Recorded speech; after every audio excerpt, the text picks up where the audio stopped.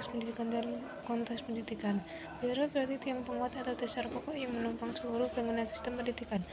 Pilar berfungsi sebagai landasan filosofis, moral, dan operasional agar proses pembelajaran dapat mengantarkan anak didik mencapai keselamatan dan kebahagiaan.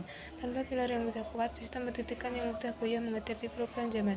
Prinsip dasar pendidikan Ki Hajar Dewantara mencetuskan sistem amang yang berlandaskan 3 semboyan utama sebagai pendidikan bagi pendidik.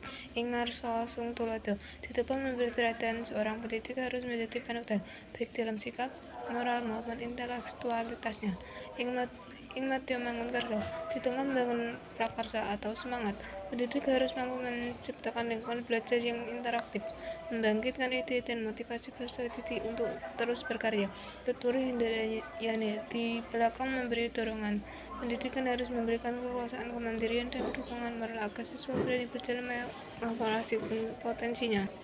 Analisis relevansi dan tantangan di era digital semboyan Ki Hajar Dewantara sangat relevan diaplikasikan pada pembelajaran modern karena sifatnya yang humanis dan berpusat pada siswa. Namun penerapannya di era digital menghadapi tantangan yang kompleks.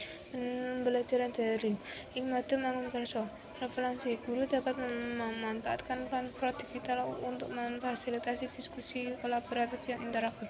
Tantangan menjaga semangat belajar siswa agar tetap aktif di tengah keterbatasan ruang tatap muka.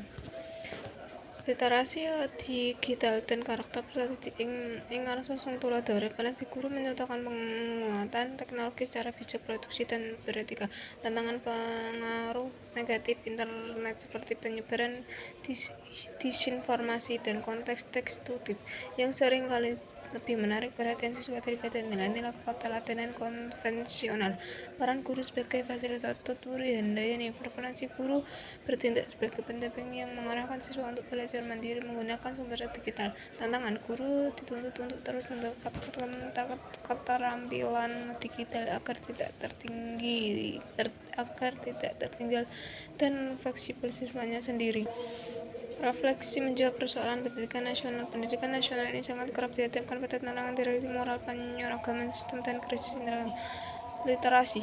Filosofi Ki Hajar Dewantara memberikan jawaban korek bahwa pendidikan tidak boleh sekedar mengejar target angka atau kecerdasan kognitif semata.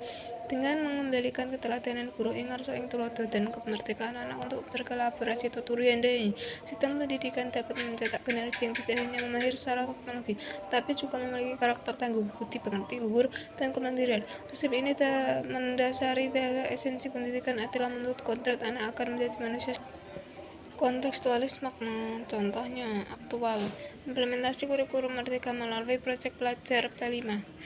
Proyek pengangkatan profil pelajar Pancasila. Kurikulum ini menggunakan nilai Pancasila sebagai pilar untuk melatih siswa memecah masalah di lingkungan sekitar mereka seperti masalah sampah atau toleransi beragama. Analisis referensi tantangan struktural di era digital, kesenjangan akses digital.